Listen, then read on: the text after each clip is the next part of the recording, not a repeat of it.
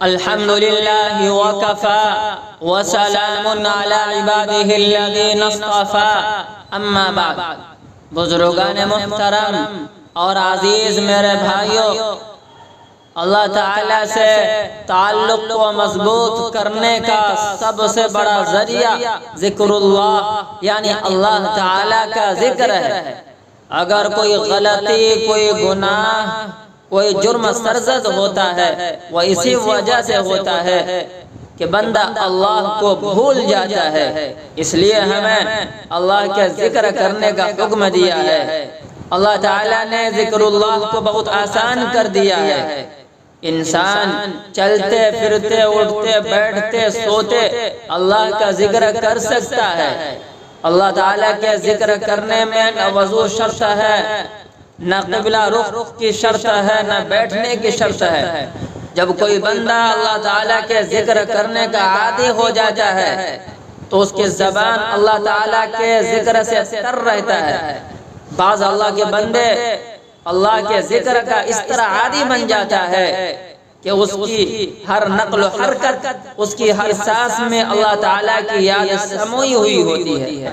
جب انسان اللہ تعالیٰ کا ذکر کرتا ہے اس کا دھیان آخرت کی طرف رہتا ہے۔ اس لیے ہمیں اللہ کا ذکر کرنا چاہیے۔ بہت سی قسمیں ہیں ذکر کرنے کے، ان میں سے ایک ہے قرآن کریم کی تلاوت۔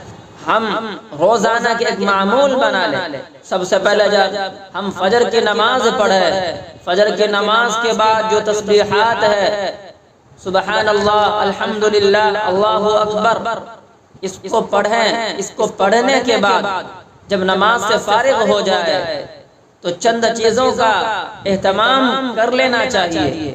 نمبر ایک، قرآن کریم کی تلاوت۔ یہ معمول بنا لے کہ قرآن کریم کی تلاوت روزانہ کریں گے۔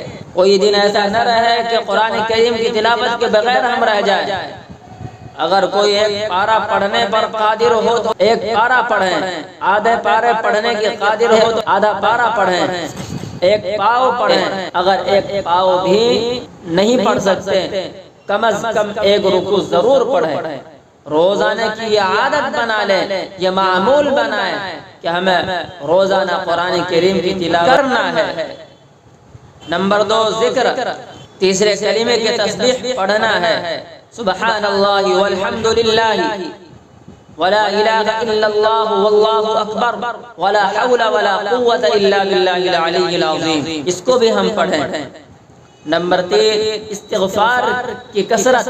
استغفر اللہ الذی لا الہ الا هو الحی القیوم واتوب الیہ۔ آپ دیکھیے، آپ علیہم الصلاۃ والسلام معصوم ہیں۔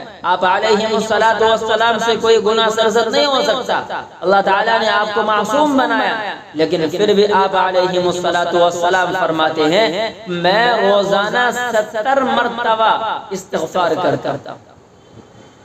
اللہ تعالیٰ نے آپ کے اگلے پچھلے سارے گناہ کو معاف فرما دیا، لیکن پھر بھی ہمارے نبی جناب محمد رسول اللہ صلی اللہ علیہ وسلم استغفار کرتے ہیں۔ ہمیں بھی چاہیے کہ ہم بھی روزانہ اللہ تعالیٰ کے ذکر ضرور کریں۔ کوئی دن اللہ تعالیٰ کے ذکر کے بغیر خالی نہ رہ جائے۔ اللہ تعالیٰ ہمیں عمل کی توفیق عطا فرمائے۔